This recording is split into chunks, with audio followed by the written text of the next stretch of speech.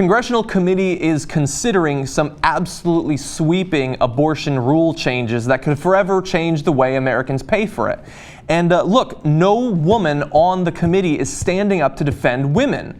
But that might be because, as is so often the case, there are no women on the committee that are considering these massive abortion legislation changes. So here's the subcommittee on the Constitution and Civil Justice. Let's take a look at them. A lot of misters in that list.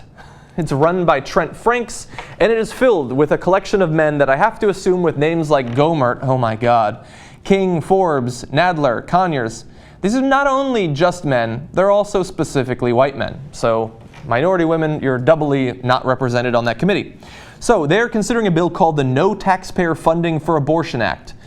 At any given time, as women move through the health insurance system, there is like 7 overlapping laws that make it so that taxpayer funding can't go for abortions, but why not an 8th? Let's stack the deck there.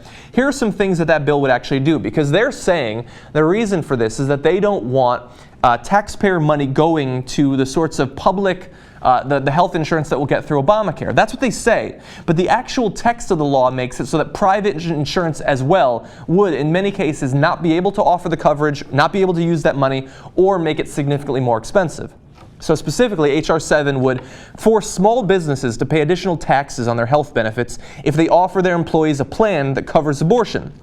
This is a party that hates, in almost every case, any additional taxes or regulations, especially on small business. But if you're covering abortions, you're going to get a double whammy, taxes and regulation.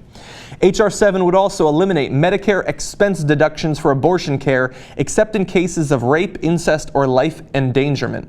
And Narrow Pro-Choice, a pro-choice lobbying group, points out that the IRS would be empowered to make the final decision about what counts as rape or incest, essentially conducting an audit of victims to ensure that they're not committing fraud. Turns out it was totally untrue at the time. Obamacare would have death panels, but no, this bill would essentially have rape panels. And so that's the America that we are building thanks to this all-male subcommittee. We're going to have probably a panel of all men taking a look at the case of your particular plight and figuring out, is this actually rape? Is this actually life endangering? Are they going to be doctors? Maybe, maybe not. You're going to have to take your chances if they actually pass this. Now, how significant is this? Without any insurance coverage for the procedure, an abortion can cost anywhere between $300 and $10,000 out of pocket. And you can bet your ass that extremely rich Republican families, if they have a pregnancy that they weren't planning for, perhaps is inconvenient, they're going to be able to pony up that $10,000. But no, it's the average American, especially the poor American, that is not going to be able to pay for this. Now, look. We're coming off of a year where Texas passed absolutely draconian anti-abortion legislation. Around the country, we're looking at possibly 20 weeks ban on abortion, possibly 16 in some cases. They want to go even lower than that.